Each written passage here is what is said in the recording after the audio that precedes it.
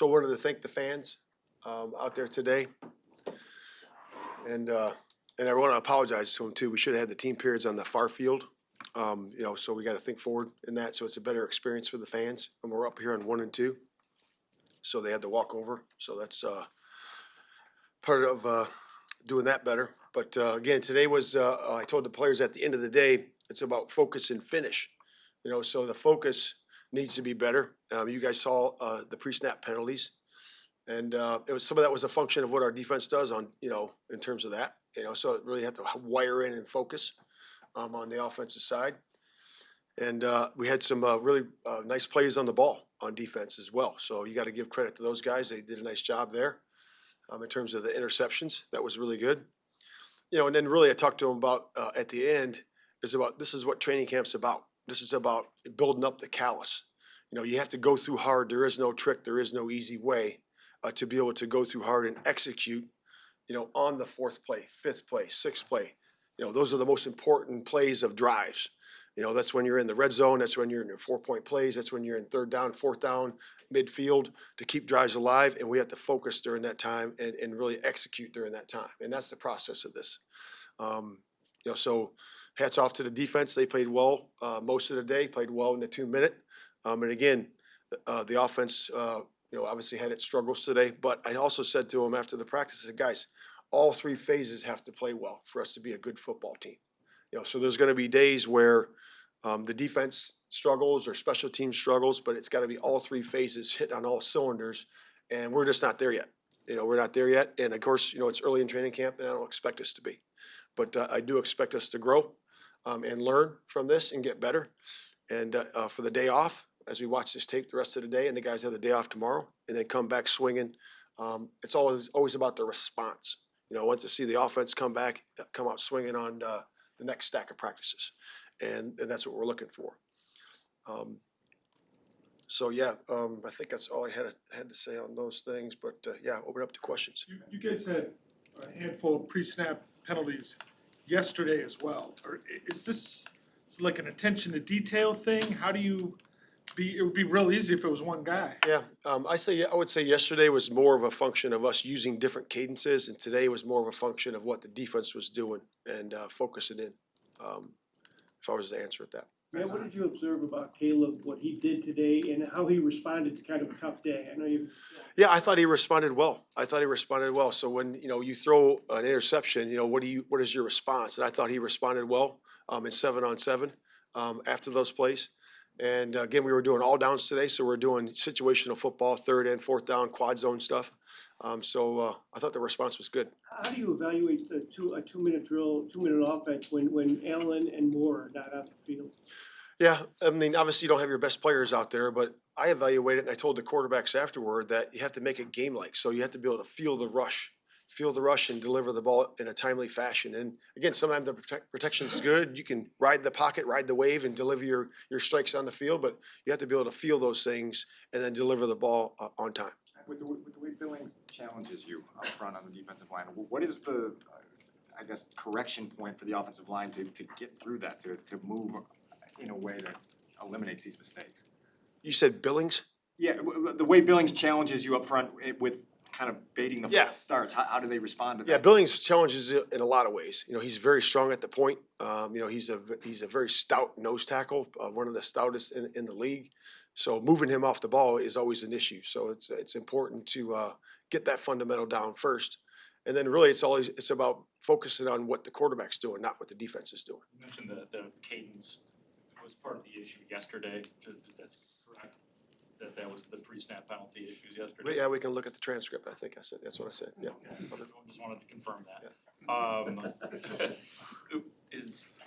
What is that a function of? Is the offensive lineman not hearing it right? It's really a function of using that as a weapon. So we need to have different cadences to use it as a weapon. So when you're working new together, it's going to take time.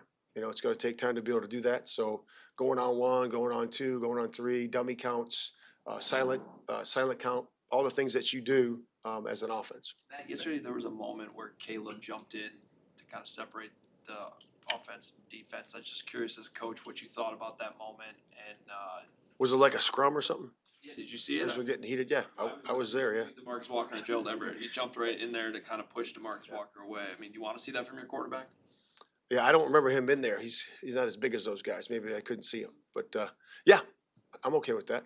You know, that's leadership, jumping in there when he sees fit and doing that. Matt, do you mind a big picture question for me? Yeah. You know, early last year, you guys had lost 14 in a row. Things weren't good for you or for, you know, around the city. What do they call you? That's Debbie Downer question. No, it was. He's trying to set me up. I'll get there. Do you have an appreciation? Was that Saturday Night Live that said that? Yeah. Yeah. Oh, we got reruns. We'll put Pat's face on it right there. Show videos. Do you have an appreciation for how far things have come since, you know, week 4, you lose that heartbreaker at home against the Broncos?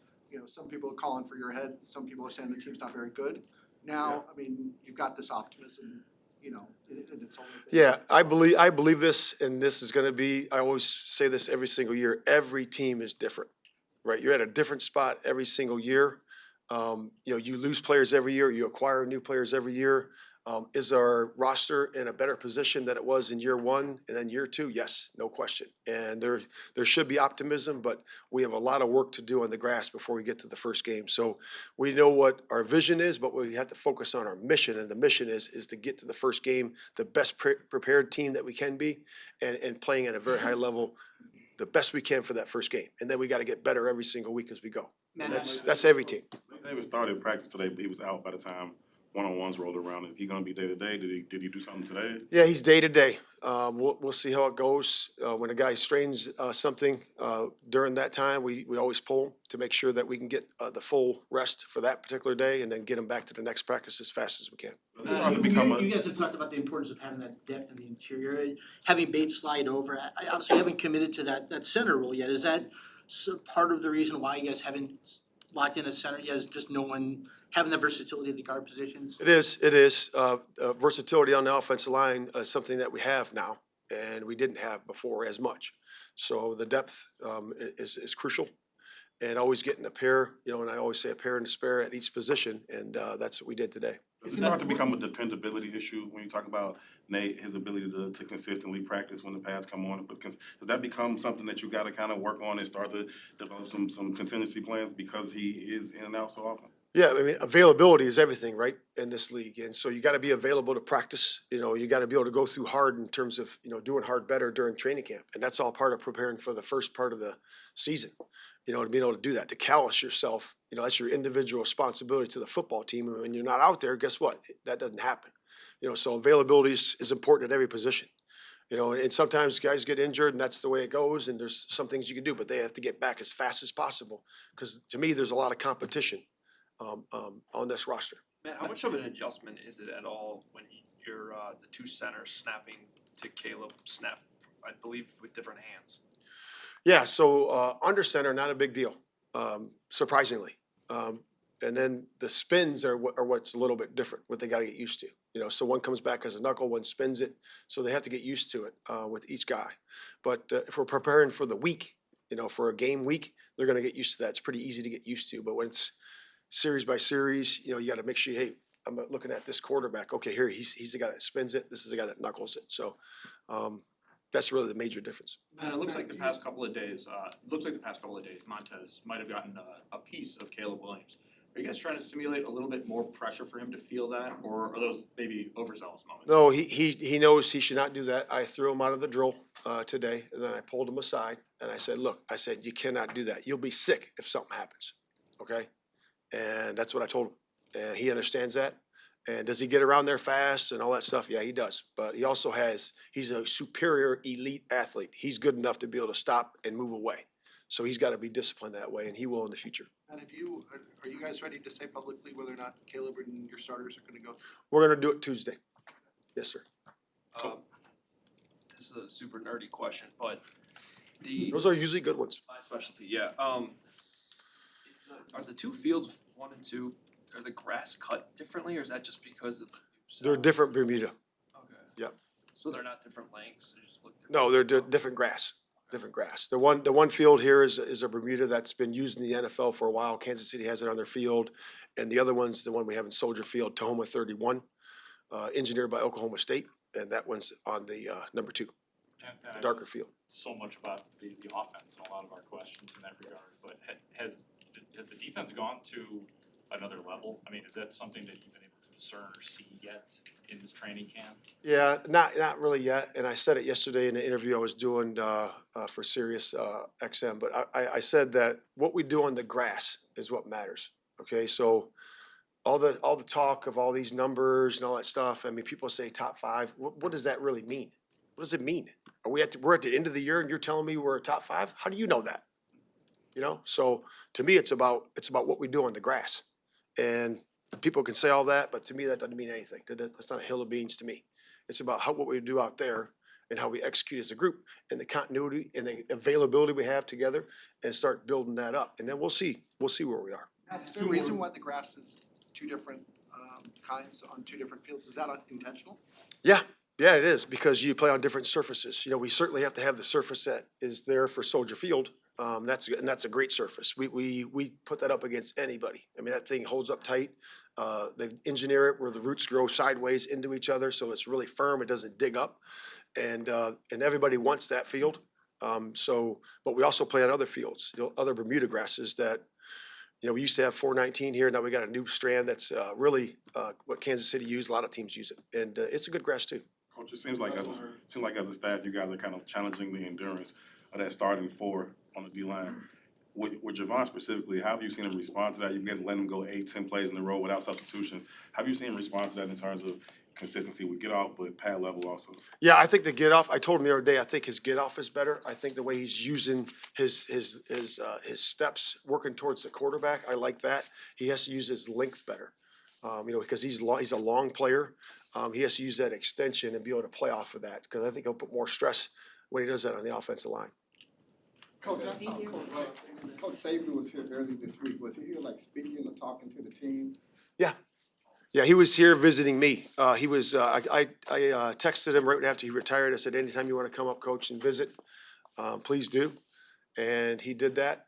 So he came up and visited. We spent about 2.5 hours together, and basically our conversations were on leadership, the football team, and really his process and his cadence and rhythm of working with the quarterback, with Tua, with Jalen, and what was his experiences during that time, during the camp phase of it, and also during the season. So I gleaned a lot of information, a lot of wisdom from him, and it was great to see him. It was great to see him. He's been a mentor of mine for a long time. We were together back in 1990. Have stayed in touch the entire time, and he's a special man and a special leader. And it was fun to be able to get to visit with him. We talked a little bit about family also, and of course we ended up with spending about 30 minutes talking about coverages. So that's what we always do. Thanks, Matt.